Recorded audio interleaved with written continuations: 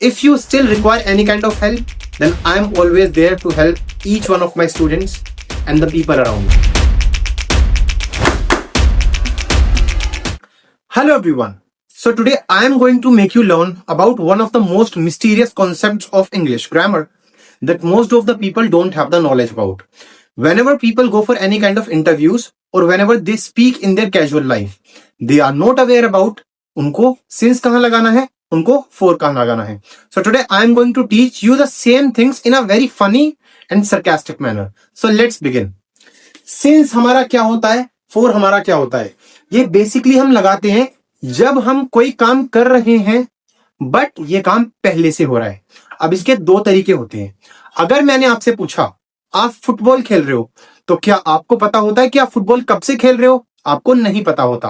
तो आप ये बताते हो आपको कितनी देर हो चुकी है, दैट मीन्स आप ड्यूरेशन बताते हो.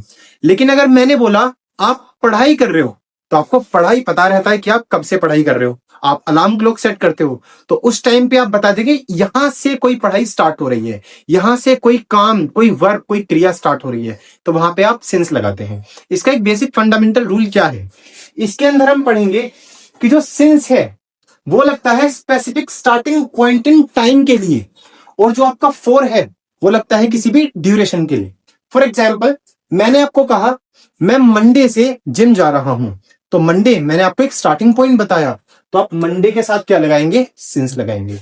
मैंने कहा मैं 2010 से इंग्लिश पढ़ा रहा हूं, तो मैंने एक स्टार्टिंग पॉइंट बताया कब से स्टार्ट हुआ है, 2010 से, तो हम इसके साथ सिंस लगाएंगे. लेकिन अगर मैंने आपको कहा मैं 10 साल से पढ़ा रहा हूं, तो यहां पे हमने एक स्टार्टिंग पॉइंट नहीं बताया, यहां पे हम बता रहे हैं कोई काम कितनी देर से हो रहा है, उसकी ड्यूरेशन बता रहे हैं हम यहाँ पे, तो आप उसके साथ क्या लगाएंगे? फोर लगाएंगे. जैसे कि मैंने आपको कहा मैं 3 दिन से पढ़ रहा हूं, तो आप क्या लगाएंगे? I have been studying for 3 days, आप उसके साथ 4 लगाएंगे. मैं 5 साल से पढ़ा रहा हूं, तो आप उसके साथ 4 लगाएंगे, क्योंकि यहां पे आपने बता दिया कितना समय हो चुका है. लेकिन जब आप बताते हो कोई काम कब से हो रहा है, तो वहां पे आप लगाते हैं सिंस. इसके 2 एग्जांपल्स और मिस्टेक्स हम समझेंगे.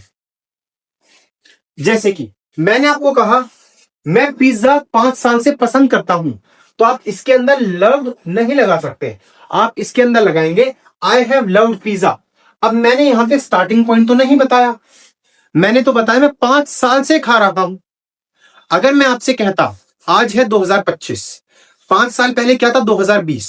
तो अगर मैं आपसे कहूं मैं 2020 से पिज्जा खा रहा हूं, तो यहां पे मैंने आपको एक स्टार्टिंग पॉइंट का रेफरेंस दिया है, तो यहां पे आप क्या रूल यूज करेंगे? सिंस का.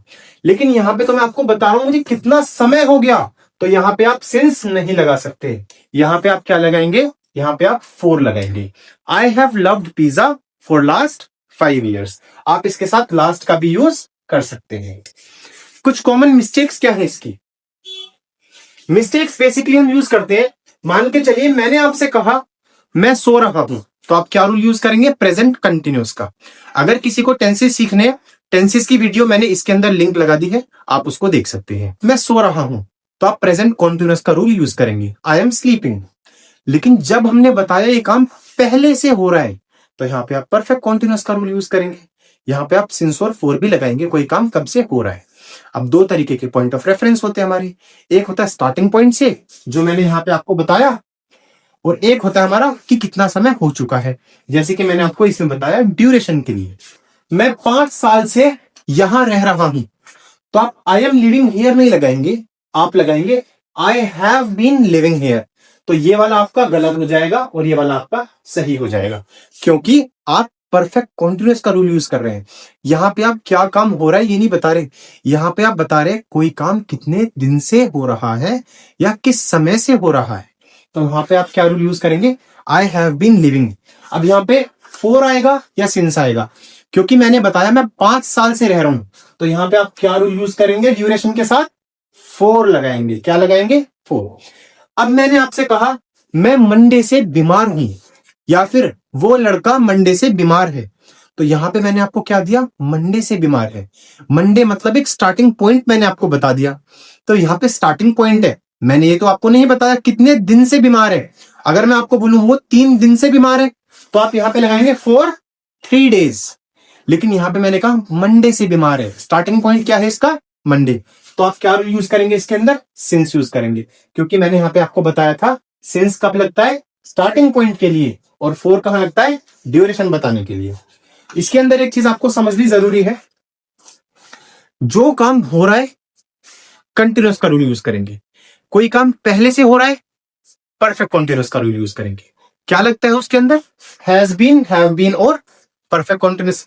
पास्ट के अंदर आप हैड बीन का रूल यूज करते हैं। तो हमेशा याद रखेंगे हम, जहां पे भी बात आ जाए पहले से काम हो रहा है सिंस फोर, ड्यूरेशन बता दी कितना समय हो चुका है, फोर लगाएंगे, ये बता दिया काम कब से हो रहा है, उसके साथ आप सिंस लगाए। आई होप आप सभी को ये चीज क्लियर है। अब मैं आपसे 5 सेंटेंसेस पूछता हूं, आप उसको कमेंट में कमेंट करके बताना। कपिल 10 साल से जिम जा रहा है। अब मैंने आपको ये बता दिया कितना टाइम हो चुका है, ड्यूरेशन बता दी मैंने, तो यहां पे आप क्या लगाएंगे, 4 लगाएंगे। लेकिन अगर मैंने कहा आपसे कपिल 2010 से जिम जा रहा है, तो यहां पे मैंने आपको एक स्टार्टिंग पॉइंट दे दिया, तो Kapil has been going to gym, यहां पे सिंस आएगा, सिंस 2010। मैं 20 मिनट से वीडियो बना रहा हूं, I have been making the video for 20 minutes. मैं 8 बजे से वीडियो बना रहा हूं, I have been making the video since 8 PM।